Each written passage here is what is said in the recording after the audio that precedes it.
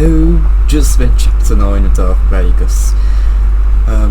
That may as well just be the catchphrase now, right, isn't it? Just read so-and-so Darth Plagueis.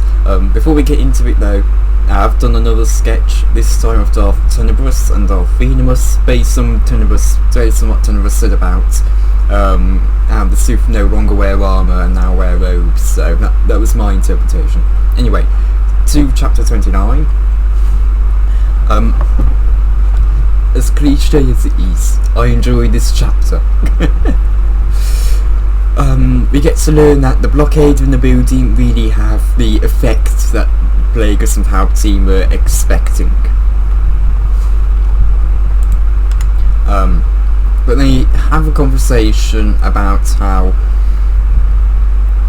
Bail Antilles and the new senator team, I can't remember his name, are more likely to be made Chancellor than Palpatine. Sidious says that team, he's got the...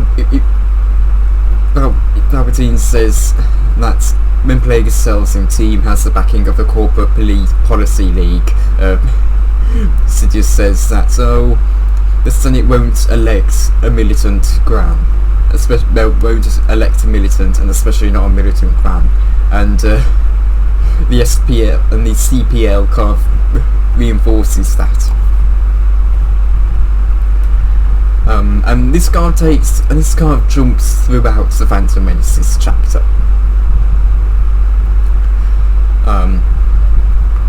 And we go from the start to being around the middle of it. And Plagueis and Palpatine finds out that Valorum secretly went to the Jedi Council so they could send Jedi to end the crisis on Naboo.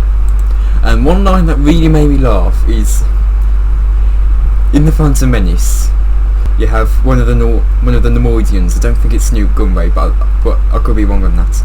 And the Nemoidian goes, "They're no match for droidicas." No, for some reason I always find that line funny, and I find it even funnier that it's Palpatine who gives the suggestion. In the book he says, "Two lone Jedi are no match for thousands of battle droids and droidicas. I will order New Gunray to kill them." No, I personally found that really funny, and I couldn't, for a little while, I couldn't just stop thinking, they're no match for droidicas. But anyway, Plagueis makes a point that Qui-Gon will try and evade detection and wreak havoc on the gunship, on the flagship, not gunship.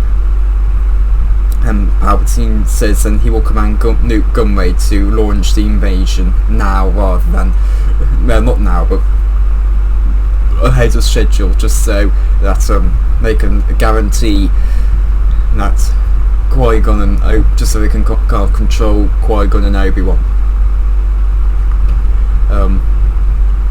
And Plagueis makes a point saying that, and he says that they will need to, it will pretty much protect, and you'll pretty much make the Jedi's focus protecting the people of Naboo rather than trying to arrest the Nemoidians. But then Plagueis says that Plagueis agrees and says he can deny Valorum's request to convene a special session in the Senate, so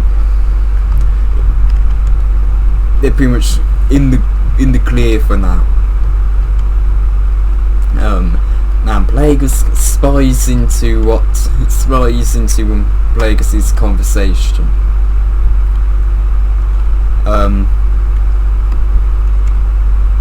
And Plagueis is a bit doubtful to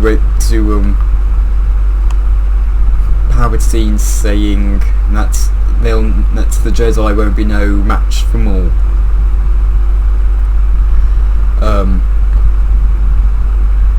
And he wasn't quite convinced that Maul would be able to get rid of the Jedi, and he's concerned that if the Jedi finds out about Maul's existence, will they try to search for the other one? And we see that he started to wonder, would it be better to call off the whole blockade of Naboo?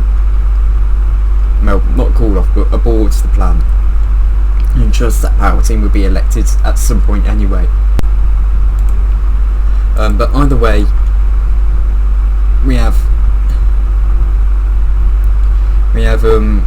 Blake. We cut off to when Qui-Gon is Qui-Gon and I'm just going to say Qui-Gon and the gang are on Tatooine, and Plagueis is aware of it. He's aware that they've gone to Tatooine through Maul tracking them, and he at first considers to calling to have Jabba try and apprehend Padme, but he decided not to do it, in worrying what the Force would request him to have, and in worry that wondering what the Force requests him to give in return. Well, the dark side, not the Force, you know what I mean. Palpatine mentioned Plagueis. He was happy that Maul hadn't been killed as he initially feared, but he was aware that they were coming back to Coruscant. The thing is, this is the thing with the chapter, it's really jumping through the Phantom Menace, but they're coming back to Coruscant,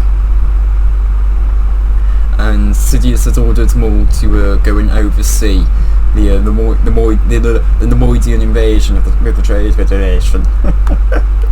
And he's given Saint Pestige and what was his name, Kinmund Oriana, to put some plans in place to weaken the campaign. Plagueis, as brings that up to Palpatine, that is Saint Pestige and Oriana to weaken their campaigns, so Palpatine's chance of becoming Chancellor are even higher.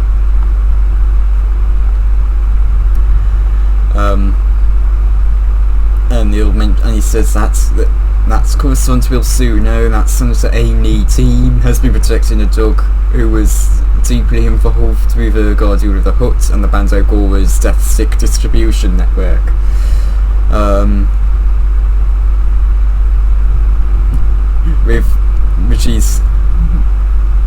Which of course we know he knows because of Jabba bringing it up to him. And he mentions that Antilles has become so blinded by his ambition that the Senate would not want an overzealous what was the word in Pegasus? An overzealous reformer in the Chancellorship. So and Palpatine and Plagueis says that pretty much everyone will be flocking over to Palpatine to support him. And Plagueis allows Palpatine to go and greet Padme himself by his own, because Plagueis fears if they go together, then they may be sensed. That therefore, then the Jedi may figure out that the dual presence could mean that they could be sensed in the dark. They could be sensed to be Force sensitive or in the dark side, which I think is a strange thing. To me, that's a strange thing, because earlier in the book, you had Ronha, you had Dooku. I'm pretty sure you even had Sifo Dyas there, while Plagueis and Palpatine were together, right next to each other. So, for me, that's a bit. But oh well. But Sidious intends to manipulate Padme into making her be doubtful of Valorum's ability to resolve the crisis, and what the Trade Federation's All of Naboo would mean for the planet. Hoping to then then convince her that she needs to call a vote of no confidence where they end Valorum's term early and a new chancellor is voted, so they can end the crisis on Naboo. And because as the campaign Palpatine and Plagueis have been trying to do has come to light to us reading the book, they already know Valorum's incompetence, and now they're making him seem like he's taking all the taxation for himself. So anyway, Palpatine has a conversation. We then cut to Palpatine having a conversation with Dooku, who brings up that Anakin is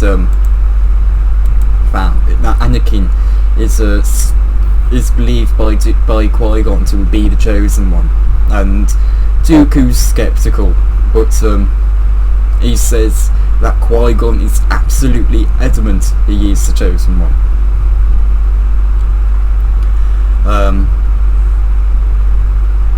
But Palpatine called Dooku there to let him know that even though they're going to be working together, he needs to make sure that they don't appear to be on the same side. And when Dooku wonders work together in what capacity, Palpatine mentions that it will remain to be seen, but their ultimate goal will be to bring the Republic back to what it was by tearing it down. Palpatine, and he mentions that the Jedi wouldn't have sent Qui-Gon and Obi-Wan under normal circumstances. They wouldn't have subverted the authority of the Senate by honouring Valorum's request, who shouldn't have been able to do that. But they only did it because Valorum is, they know what who Valorum is and what his agendas are, whereas Senator Antilles and Team Palpatine are yet to reveal that. And Dooku mentions that most people know he's a career politician and that he's avoided many controversies, but aside from his voting record and that he resides in 500 Republica, they don't really know that much about him. And Dooku goes on to say that they all think there's much more to Palpatine than meets the eye. As it were, something about him has yet to be uncovered. And Palpatine kind of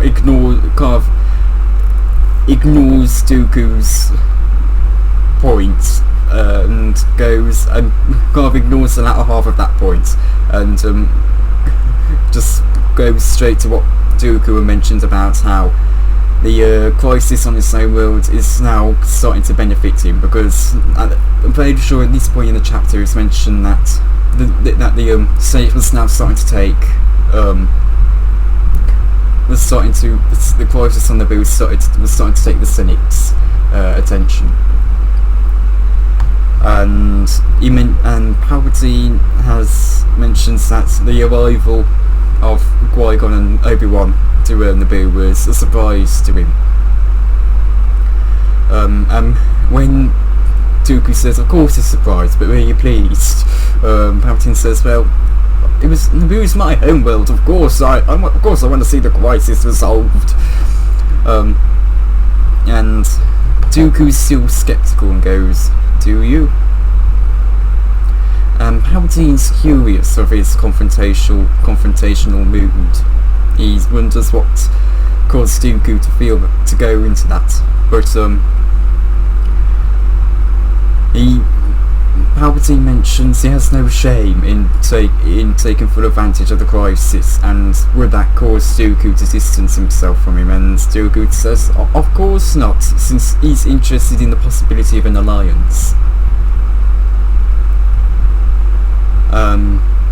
And that's when Dooku brings up Anakin, and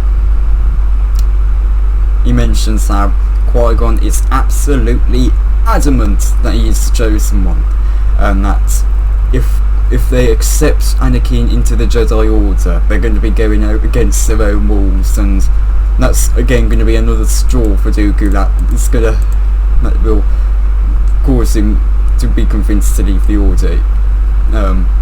He has had the death of a Jedi to be the very last thing that will be to be the thing that will guarantee him leaving the Order, but he's still at the moment.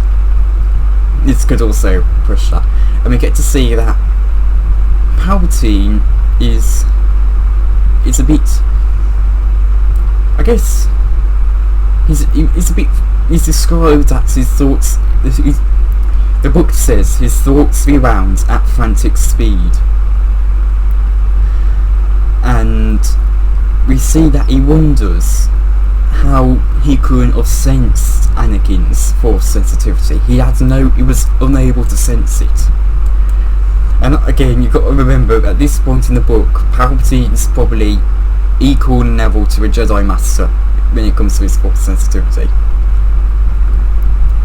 And he had sensed nothing about him. But Dooku says that Qui-Gon is rash and contradictory in himself. But Palpatine has the hope that Anakin's too old to be trained, and if they don't train him, then Palpatine says that, well, he'll just be. Then Dooku says the Council will likely send him back to Naboo to his mother.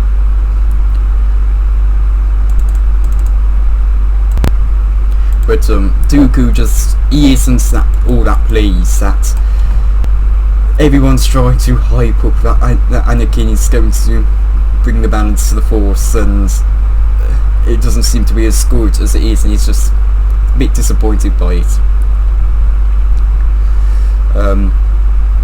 And Dooku mentions that if having found the Chosen One wasn't enough, Qui-Gon has discovered that the Trade Federation may have had help from the Sith. What Qui-Gon believes correctly believes is the Sith. But then we cut off to the very end of the chapter, and we got Plagueis, who is going over to Palpatine's apartment, where the Queen and Anakin are residing, and of course all of Padme's handmaidens and guards. And Palpatine had told Plagueis about Anakin, and Plagueis is a bit, I guess, in a bit of a panic, because if you remember, he was trying to create life through midichlorian manipulation, but he was unsuccessful, and he had caused such a force that it seems to be the Force ended up trying to punish him, because as it's been established in the book, if you try to do something the Force resists, it will punish you. And through Plagueis trying to create life with the Force resisted him and created Anakin to bring back balance to the Force. In other words, it's pretty much lost faith in Plagueis, and he thinks he needs to see Anakin for himself. And he wonders, has the Force struck back at him after his attempts to try and create life with the Force, his incredibly pushing attempts. And Plagueis is in a bit of a hurry to try and get Anakin before the Jedi can take him to the Council and and have the risk of being accepted for training. But he uses a mind trick on one of Padme's handmaidens so he can get to the point and get to Anakin. Only to find out it's too late and that Qui-Gon has taken Anakin. And he steps back with his thoughts reeling, as it's said in the book. And he held out hope that Anakin was too old to be trained, and that the Council would see that and he would return to Tatooine. Because the thing is, what I'm assuming Plagueis is intending to do is to get Anakin so that he can, I guess, train him to be somewhat like Darth Maul. where they weren't training to be extremely powerful, but powerful enough to where they can serve him, and they have what could possibly turn out to be their greatest threat on their side. But then he wonders if Qui-Gon is able to make the council go against their own ideologies. Wolves. Are the Sith undone? Has he undone them? Whereas he says, he's thinking in thought, so he says you, but really it's Plagueis talking to himself, and he's thinking, are we done? Have you undone us? And that's where the chapter ends off. Now again, I enjoy this chapter. This is where the book's really starting to pick up pace, because now we've gone from the very start of the Phantom Menace to, I'm fairly sure, the middle of the Phantom Menace. And I assume we're going to go from the middle of the Phantom Menace to the end of the Phantom Menace at chapter 30. But anyway, I just want to say, I was right! Plagueis will die in chapter 30, I'm sure of it. I am sure of it. He's got to. There's no way he's going to be in the epilogue. No way. But I am absolutely confident he is going to die in chapter 30. And because if you've been keeping up with this series, at the end of every part of the book, I think, right, this was going to happen in the last chapter, but it happened in the chapter before. I thought the Malaysian attack was going to happen in chapter 21. It happens in chapter 20. I thought Palpatine was going to kill his family in chapter 12. It happens in chapter 11. I was right! But anyway, thank you all for watching. I really enjoyed this chapter again, and I will see you all next time. Bye.